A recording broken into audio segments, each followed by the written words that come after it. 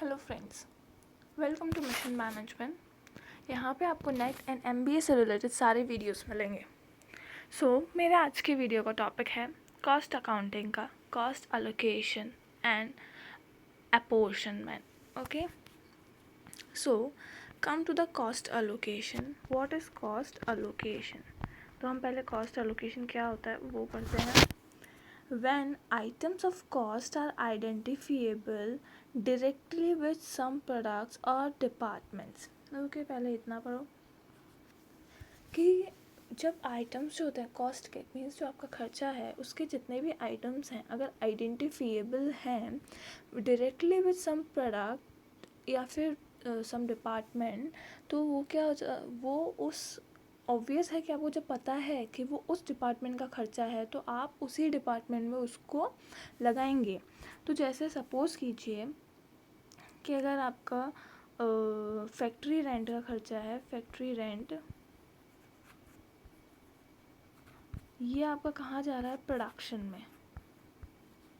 Okay, ये आपका production का खर्चा है, this is your production cost. तो आपको पता है कि आपका फैक्ट्री का खर्चा है, आपका ये प्रोडक्शन में जाएगा, तो आप उसको प्रोडक्शन डिपार्टमेंट में चार्ज करेंगे। Such cost are charge to that cost centre. Means कि जब आपको पता है कि आपको जो कॉस्ट है इस पर्टिकुलर डिपार्टमेंट की है तो आप उसी कॉस्ट सेंटर में उसी डिपार्टमेंट में उसको चार्ज करते हैं। तो ये प्रोसेस कहलाता है कॉस्ट अलोकेशन का। Okay, allocation is the process by which cost items are charged directly to a cost unit or a cost center. Allocation एक वो प्रोसेस है जिसके अंदर जितने भी आपके कॉस्ट के आइटम्स होंगे वो डायरेक्टली उसके कॉस्ट सेंटर में या उसी के कॉस्ट यूनिट में चार्ज किए जाएंगे, उसी में लगाए जाएंगे। एग्जाम्पल जैसे दे रखा है आपका इलेक्ट्रिसिटी चार्जेस जो हैं आपको वेरियस डिपार्टमेंट से, सपोज़ कीजिए कि आपका फैक्ट्री, ऑफिस, इन दोनों का इलेक्ट्रिसिटी है, तो आपका क्या होगा? फैक्ट्री का अलग से लगेगा और ऑफिस का अलग लगेगा। ओके, या फिर आपका एक सर्विस डिपार्टमेंट है तो आपका सर्विस डिपार्टमेंट का अलग इलेक्ट्रिसिटी चार्जेस होंगे। तो इलेक्ट्रिसिटी चार्जेस जो हैं डिफरेंट डिपार्टमेंट्स के अलोकेट कर दिए जाएंगे कि आपका एक जगह का मतलब पर्टिकुलर यहाँ का इलेक्ट्रिसिटी चार्ज है, उसको हमने डिफरेंट जगह पे अलोकेट कर दिया। एक फैक्ट्री का है, एक ऑफिस का है, एक सर्विस का है। ओके, तो अलोकेट कर देना मतलब अलग अलग जगह चार्ज कर देना।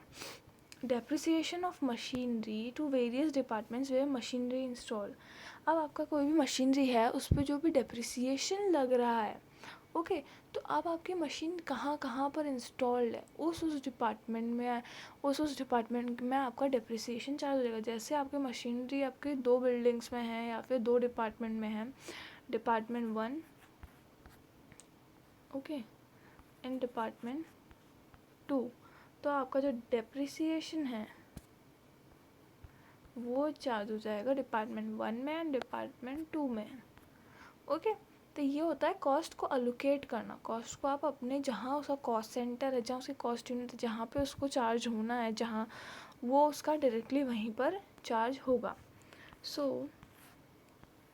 दस लोकेशन मीन्स, अब इसका लोकेशन का मीन्स हमने सिंपल वर्ड्स में दिया। Location means allotment of whole item of cost to a particular cost centre और cost object without any division. बिना डिवीजन के उसी कॉस्ट ऑब्जेक्ट में या फिर उसी कॉस्ट सेंटर में आपका पूरा जो कॉस्ट है, आपकी पूरा जो खर्चा है उसको वहाँ पर अलॉट कर देना। ओके, अब यहाँ पे मैंने एक एग्जांपल लिया हुआ है, ये क्वेश्चन है जहाँ आपको कॉस्ट अलोकेट करनी है प्रोडक्शन डिपार्टमेंट्स में। प्रोडक्शन डिपार्टमेंट है आपके एक्स एंड वाई।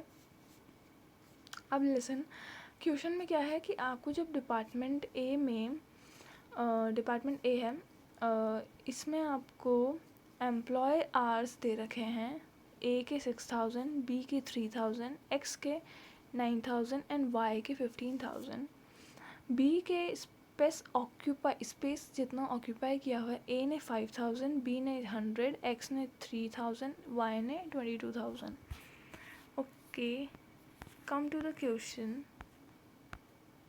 यहाँ क्वेश्चन है, यहीं पे आपका आंसर है। सपोज़ ये आपका क्वेश्चन है, इतना आपका क्वेश्चन था कि departmental cost before allocation, allocation से पहले आपके डिपार्टमेंटल कॉस्ट क्या थी।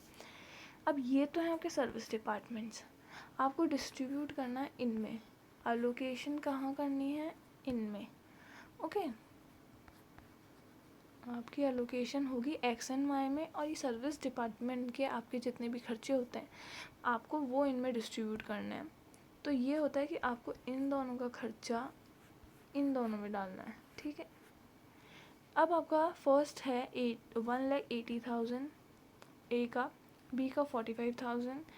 अब एक्स में अलग दे रखा है 1,30,500, 3,44,500, टोटल आपको दे रखा है 7 लाख। ओके, अब अलोकेशन पर आते हैं। Come to the allocation. Allocation देखिए क्या किया है।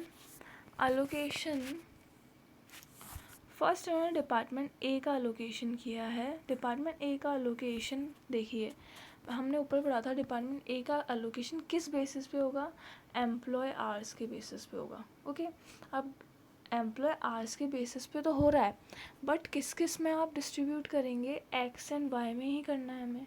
तो आप इनका रेशियो देख लीजिए, इनका रेशियो क्या हो गया, 9:15। ओके, या फिर हम कह सकते हैं 9/9 + 15 इट्स 24, और 15/24। ये आपको इस रेशियो में बांटना है एक्स एंड वाई में। Okay, come to the question. देखिए आपका डिपार्टमेंट ए का 9/24 एंड 15/24 में बांट रखा है। अब आप बांटेंगे ए का, तो यहाँ से हमें हटाना है, तो हम मीन्स यहाँ से डिडक्ट कर रहे हैं 1,80,000 को हमने यहाँ से डिडक्ट कर दिया, यहाँ से हटाया, और 1,80,000 को 9/24 से यहाँ पे लगा दिया, एंड 1,80,000 को 15/24 से यहाँ लगा दिया। ठीक है, यहाँ चार्ज किया। अब यहाँ आपका इतना हो गया, आपका एलोकेशन हो गया डिपार्टमेंट ए के 1,80,000 का। ओके, हमने बी को नहीं छेड़ा है। अब आते हैं बी पर। कम टू बी, हमने बी को किस में बांटा हुआ है, स्पेस ऑक्यूपाइड की, जितनी स्पेस ऑक्यूपाइड की हुई है, पार्ट किस में रहे हैं, एक्स एंड वाई में। तो आपका रेशियो क्या हो जाएगा, 3:22 का रेशियो। ओके, 0 से 0 कटे, 0 से 0 कटे, तो 3:22 का मीन्स 3/25 एंड 22/25। इसके रेशियो में हम बांटेंगे। Come to department B. देखिए 3/25 एंड 22/25। हमारा बी तो कंप्लीट हो चुका था, इसका नील अमाउंट है, 0 अमाउंट। ओके, यहाँ से हमने 1 लाख जो 80 था वही हमने सर्विस से प्रोडक्शन में बांट दिया है।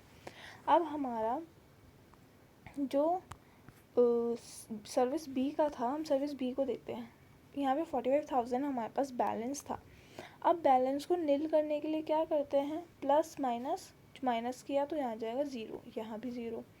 तो 45,000 को हमने डिवाइड कर दिया इसमें और इसमें। हमने 1,80,000 को भी इसमें और इसमें किया था, तो 45,000 को भी हम इसमें और इसमें करेंगे बाय 3:25 और 22:25 में। ओके, इतना हो गया। ये होने के बाद हमारा, जब हमने इन दोनों को ऐड किया तो हमारे पास हमने इन तीनों को ऐड किया तो आ गया हमारा 2,03,400, एंड इनको ऐड किया तो आया 4,96,600। अब देखिए, अब हमारा इसका मेन थिंग देखिए, आपका जब आपने स्टार्टिंग में इनको टोटल किया था तब भी आपका जब आपने इनको टोटल किया था तब भी आपका 7 लाख आ रहा था। अब जब आपने इन दोनों को टोटल किया है तब भी आपका 7 लाख ही आ रहा है, क्योंकि आपने कोई चीज़ एक्स्ट्रा या फिर कुछ कम किया नहीं, एक्स्ट्रा लगा ही नहीं है ना, आपने कुछ उसमें से माइनस किया, आपने केवल वही अमाउंट चार्ज किया है एक्स एंड वाई में, क्योंकि हमें सर्विस से प्रोडक्शन डिपार्टमेंट में हमें चार्ज करना था, उसके कॉस्ट सेंटर में, उसके कॉस्ट यूनिट में चार्ज करना था। ओके, तो ये एग्जांपल इस कॉस्ट एलोकेशन का हो गया। ये कॉस्ट एलोकेशन का अगर आपको कोई प्रॉब्लम है तो then you ask in a comment box. अब आते हैं कॉस्ट अपोर्शनमेंट। अब कॉस्ट अपोर्शनमेंट क्या है वो हम पढ़ते हैं। cost apportionment is the allotment of proportions of items to cost center. apportionment मतलब कि equal proportions में जो proportions आपको दे रखे हैं उन proportions में cost centers में allocate कर देना. Okay.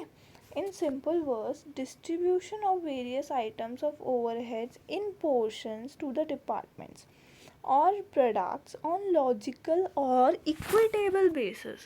कैसा distribution होना चाहिए? Distribution should be logical on equitable basis. या तो आपका डिस्ट्रीब्यूशन लॉजिकल होना चाहिए या फिर आपको जैसे आपको इतना पार्टीशन दे रखा है कि आपके पर्टिकुलर जैसे अब हम सपोज कीजिए मशीनरी है, आपका इलेक्ट्रिसिटी है, तो आपको दे रखा है पावर हॉर्स पावर दे रखा है कि आपके यहाँ का इतना हॉर्स पावर है, यहाँ का इतना है. आपको उसी बेसिस पे आपको अपनी इलेक्ट्रिसिटी चार्जेस को डिस्ट्रीब्यूट करना है. तो आप अपने हॉर्स पावर का रेशियो निकालेंगे, उस रेशियो में चार्ज करेंगे. तो आपका क्या होना चाहिए, डिस्ट्रीब्यूशन कैसा होना चाहिए, should be on the basis of logical and equitable basis. Okay. अब steps of apportionment to different cost centres. अब आपका अपोर्शनमेंट का क्या स्टेप्स हैं. First step to classify cost centres. Okay.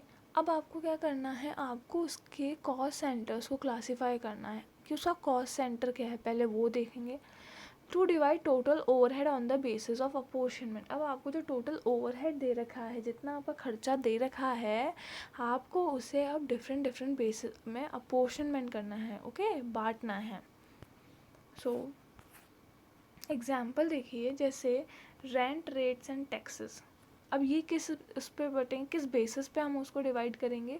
Floor space occupied by each department. आपके हर department ने कितना floor space occupied किया हुआ है, उस पर्टिकुलर बेसिस पे आपके रेंट एंड टैक्सेस डिवाइड होंगे. जैसे आपको सपोज कीजिए रेंट है आपका 50,000.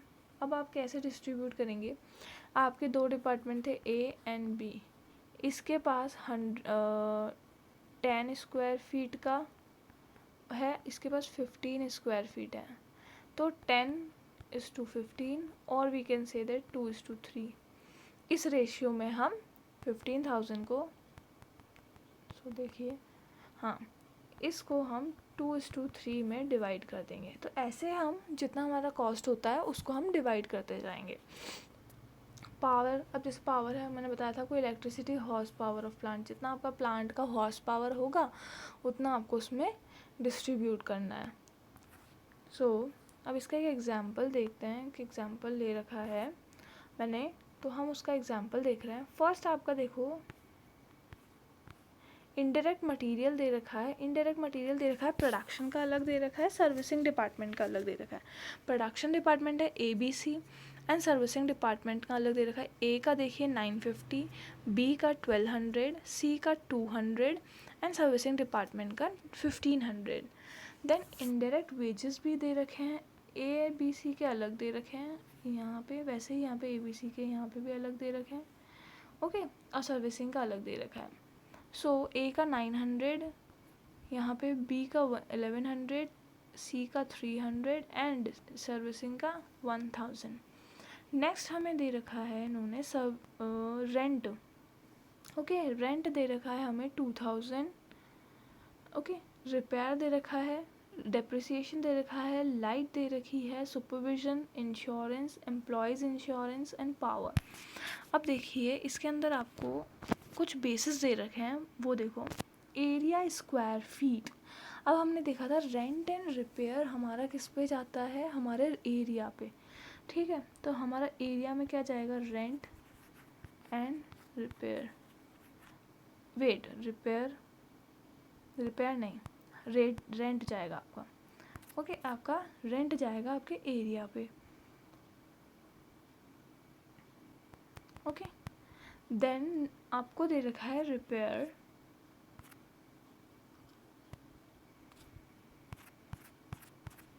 वेट रिपेयर दे रखा है, डेप्रिसिएशन दे रखा है. डेप्रिसिएशन आपका प्लांट पे है.